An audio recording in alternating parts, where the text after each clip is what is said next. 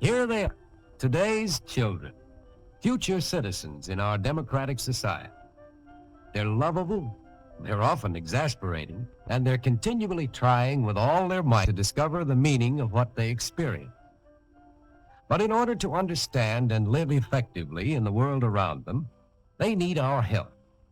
How we interpret it to them primarily shapes their emerging personalities and helps to determine how they will develop as citizens. She's a very inquisitive child, full of questions.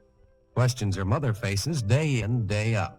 These are beautiful. Let's give the flowers a drink of water. Need water just as little girls do. I want to do it. All right, dear. Let's start over here. Question after question, and mother is the teacher. What mother knows, right or wrong, she passes on to her child. And thus Judy learns in her own way and under mother's guidance that rain is nature's way of giving flowers a drink. Every event becomes an exploration into the unknown. Hello, darling. Now I want you to hold this quietly under your tongue. Why? Because it will show if you are well or not. And if you are, then you may go outdoors and play. Am I well, Mommy? Can I get up? Almost well. I think tomorrow you may go for a walk with Daddy. The child's never-ending whys often concern matters that are difficult to explain. Yes, darling, they're taking Mr. Jones away today because he's been ill for a long, long time, and he died. Why did he die, Daddy? Well, you see, honey, when people get to be very, very old, and they've been sick for a long time, they die. Mother doesn't know, does she? No, darling. Mommy and Daddy aren't old. We won't leave you. By facing such questions frankly, parents help children to accept confusing and often frightening experiences more easily. Every new event becomes a source for new questions. Who is this? Oh, so good. Why does mother hug this stranger?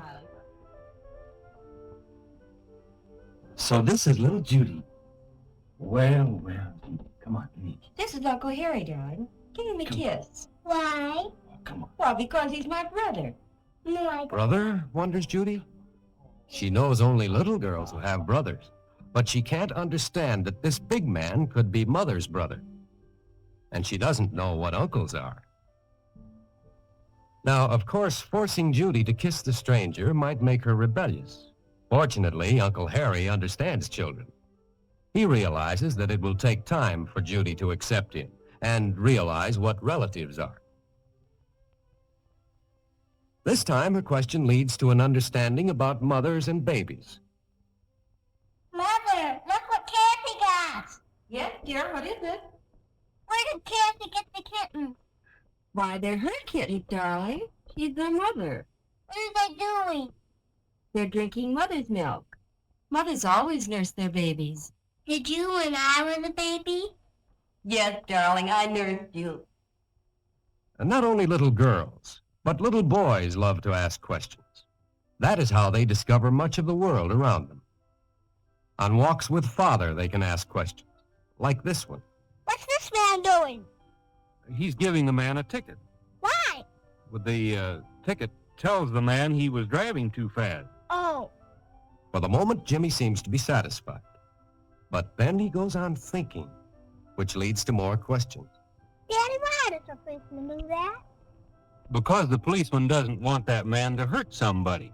Why? Well, son, 'cause policemen watch out for us. Now that makes sense. And father's answer makes Jimmy feel secure in a world of grown-ups. But Bruce is having a hard time. Like many small boys, he wants to walk alone, like grown-ups. Grandmother insists that he give her his hand. Now that doesn't seem fair. Oh, yes, you will take my hand. Billy, see that policeman across the street? He'll come and take you away if you don't take my hand. Oh, yes, he doesn't like bad boys. He doesn't like bad boys? Why, poor Bruce. He doesn't understand why grandmother is angry, or why the policeman should think that he is a bad boy. Well, maybe policemen don't like little boys.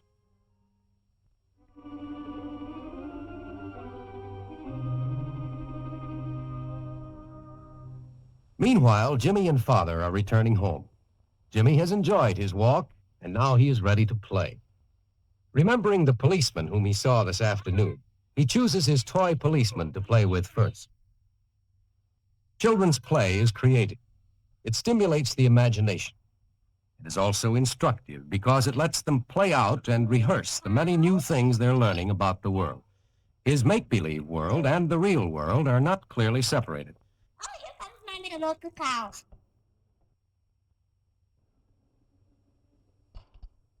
Look, Papa has to lie down, take a little rest. Even comes Mother and steps on Father, and that wakes Father up, but Mother's asleep. But through play and by asking questions, he shows how he is learning the meaning of all events. But soon Jimmy is tired of playing alone. Now he has questions to ask and needs someone to answer them. And Mother is always around. Sometimes Mother asks questions and Jimmy gives answers. And sometimes it's the other way around. This too Jimmy likes because he feels so grown up when he knows the answers. And every answer shows not only what Jimmy has understood about the world, but also what he is learning from his mother and his father about life. Cows have to eat. The girl big. What is this cow? Well, it looks like he's resting. For the same reason. And I know why. So it goes big and strong. That's right. Mommy, let's look at the police book. Police book? Uh-huh. All right. You know, I thought policemen give a man a pickup one. You did? You like policemen? Yes, very much. Why? They protect us, and they have to watch out for us. But all children may not be as fortunate as Jimmy. Take Molly here, walking home from school after a day of disturbing experiences, which she is now reliving in her mind. Boys and girls, you may take out your library books now and read them while I'm talking to Molly. I've got the test papers here, Molly. Here's yours. I can see that you didn't understand the test. Why didn't you ask me about the questions that you didn't understand? You know that I'm happy to go over those things again. Why, Molly? Why don't you ever ask questions? I didn't want to disturb you. When she was 3, Molly was always asking questions. She was a gay and happy child, eager to learn and to grow up.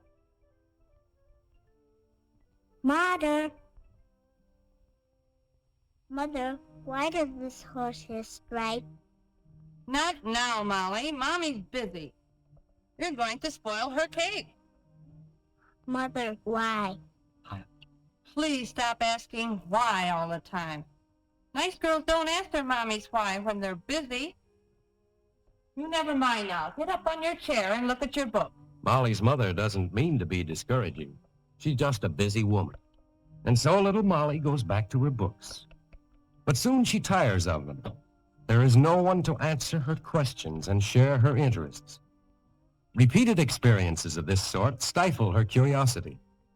A year later, she is what we call a well-behaved child. Now, Molly's father approves of his boy's interest in cars. What are you doing? Hi, Phil boy. I'm fixing the carburetor. Oh, Cleaning it out. Been working on it all morning. You know, these new gadgets are getting more complicated every year. When I was a kid, like you are, why, I could fix this with a penknife. Daddy, what are you doing? What makes the engine go? Oh, Molly, don't ask questions. Now, you run along. This isn't for little girls. You run along and play with your dolls. You'll get dirty. And so Molly becomes what some people call a very good little girl. In fact, so good and quiet that she gives up questioning altogether. Then Brer Rabbit grabbed up his banjo and he pranced right into the party, a-strumming and a-singing his song. Some folks travel fancy, some folks travel flat, some folks goes on horseback, others takes the train. Some folks has a carriage with a coachman on the back. But when I goes to a party, I travels on old Fine. I didn't know you all knew that. Well, that's wonderful. Well, now I bet you can really answer some questions about the story. Wasn't that a funny story? Yeah. What were you going to say, Vicki? Burr, rabbit, tiger, fox. While all the other children gaily break in with questions and volunteer answers, Molly just sits and watches, not quite daring to be like the others.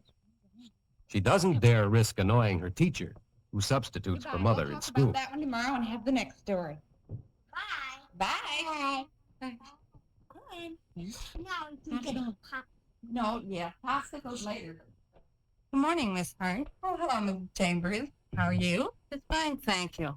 And how is Molly doing in school? She's a darling child and so good, but very quiet.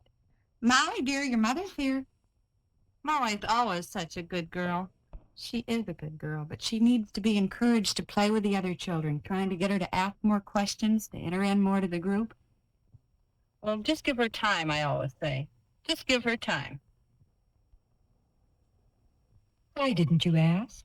I didn't want to disturb you. But Molly, you don't disturb me. I want you to ask questions like all the other girls. I like what you say. I wish you'd speak more often in class. You take your paper and look it over, and then let's talk about it. Yes, ma'am. Molly is obviously an extreme case. Every child is frustrated at times by busy parents, but when continuously discouraged at home, like Molly, she may be handicapped in adjusting to the world. Now, Molly may regain her courage if helped by a sympathetic person, in school, for instance. It is essential that children in their earlier years be permitted to ask questions and be encouraged to explore the world with self-confidence. For by answering the whys of children, we help them to understand our way of life and to learn, as personalities, to live in the world with others.